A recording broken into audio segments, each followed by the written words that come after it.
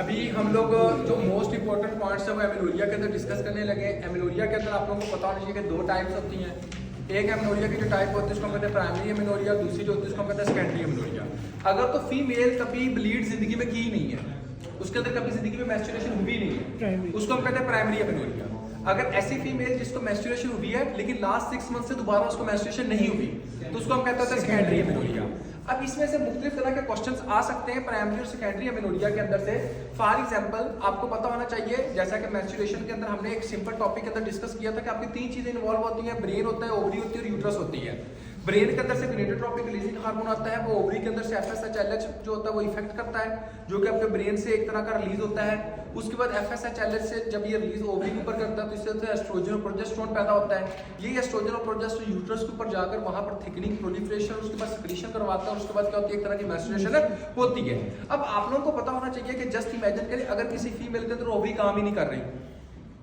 अगर आप ये देखते हैं कि एक फीमेल है जिसके अंदर ओवरी जो है वो बिल्कुल काम नहीं कर रही, जैसे कि स्ट्रिकी ओवरी है, तो क्या उस फीमेल के अंदर एस्ट्रोजन और प्रोजेस्टेरोन पैदा होगा? जब उस फीमेल के अंदर एस्ट्रोजन और प्रोजेस्टेरोन पैदा ही नहीं होगा तो क्या उस फीमेल के अंदर यूट्रस की प्रोलिफरेशन, सेक्रीशन और उसके बाद मेंस्ट्रुएशन होगी? तो ऐसी फीमेल जिसके अंदर ये चीजें नहीं होती, उस फीमेल को हम ये कहते होते हैं कि टर्नर सिंड्रोम की ये पेशेंट है।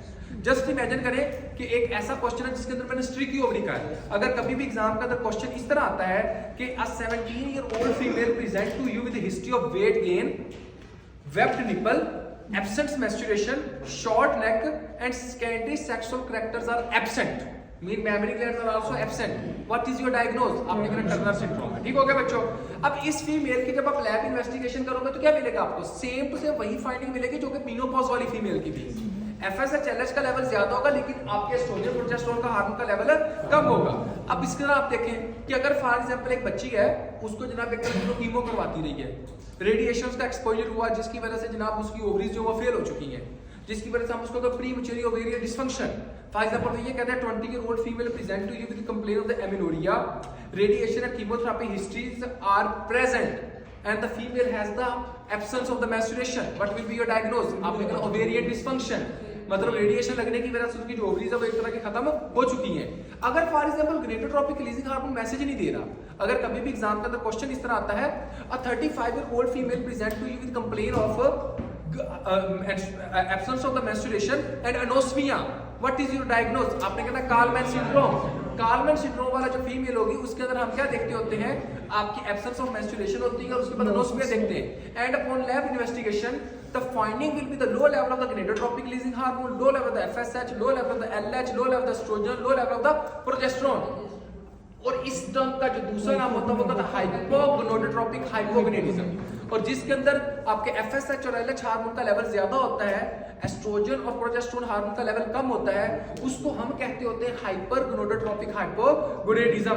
ठीक हो गया बच्चों। अगर फॉर एग्जांपल कभी भी आपके पास कभी कोई फीमेल ऐसी आती है जिसके अंदर अपने सारे टेस्ट किए वो बिल्कुल ठीक है, उसके अंदर किसी तरह का कोई प्रॉब्लम नहीं है, लेकिन मेंस्ट्रुएशन उसको फिर भी नहीं हो रही, तो आपने कहना है कॉन्स्टिट्यूशनल ग्रोथ डिले। उसके अंदर आपने पेरेंट्स को कहना है वेट करें और उनको इंशाल्लाह मेंस्ट्रुएशन हो जाएगी।